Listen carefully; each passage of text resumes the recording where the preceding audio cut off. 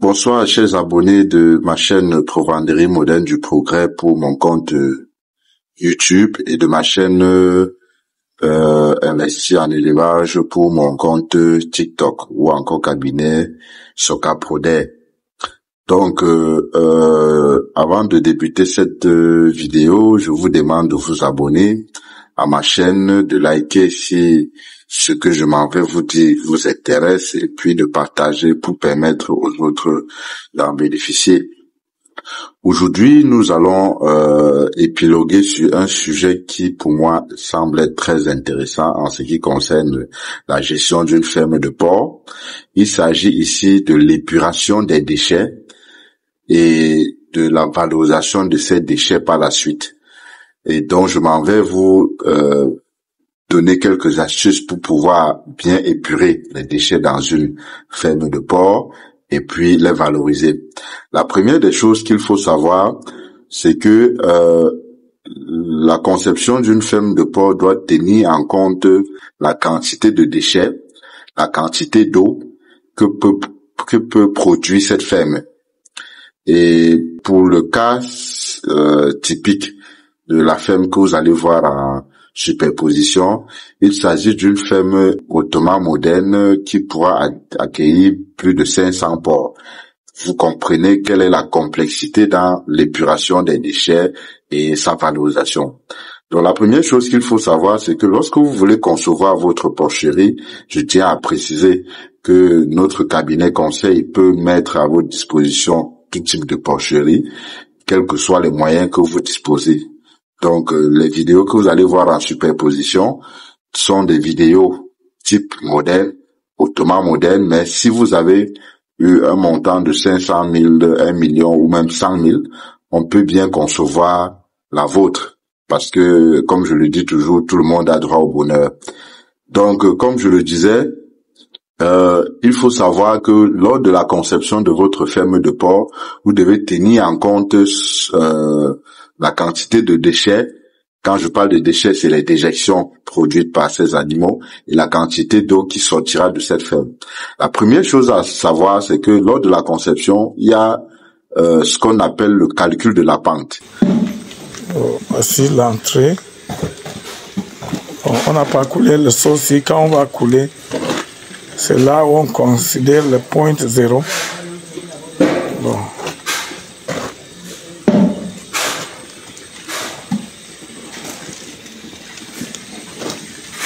On avance.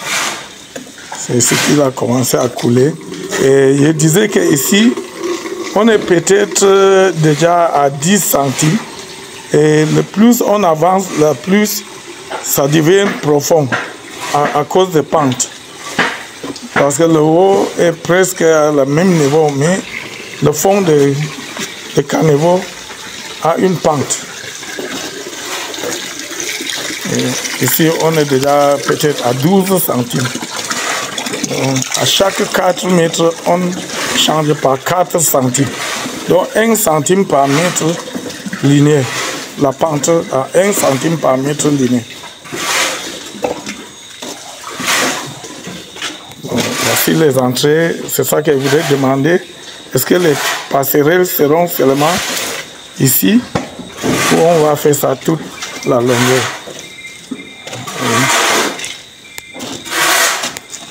Donc tu vois, ça devient plus profond ici que ce qu'on avait derrière là.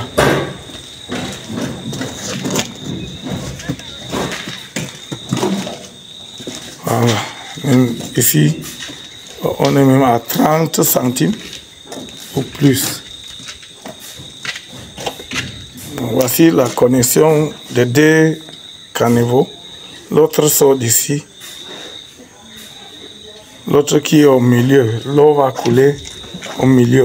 Vous voyez les traces de l'étang de ciment. Donc, ici, la pente est fausse.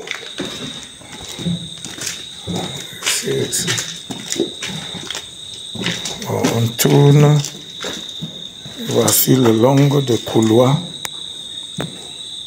Voici comment le deuxième couloir se voit.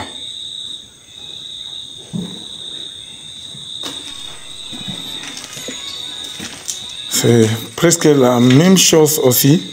Le plus on avance vers le début, le plus ça monte. La pente aussi changée pour laisser que l'eau coule. La surface est encore brute. Quand on va faire la chape, on lisse ça aussi. Comme le mur, ok, ça va couler vite. Bon, ici, il y avait... C'est ça pour les caniveaux. Oui, mais c'est ici qu'il a arrêté les brévoirs, les petits brévoirs là. Mais les dernières chambres, il lui a demandé de laisser ça. On va élargir, faire la même dimension comme les mangeoires. Il a déjà coulé les mangeoires, il reste à décoffrer. Mais les brévoirs là-bas, on va élargir. Ok, je crois que ça peut suffire. Tout ce bâtiment est le bâtiment de reproduction, comme vous voyez là. C'est le bâtiment de reproduction. Le coulage du sol a déjà été clôturé. Voilà. Donc observez l'état d'avancement du chantier. Donc, observez cette légère pente qui ressort. Voilà.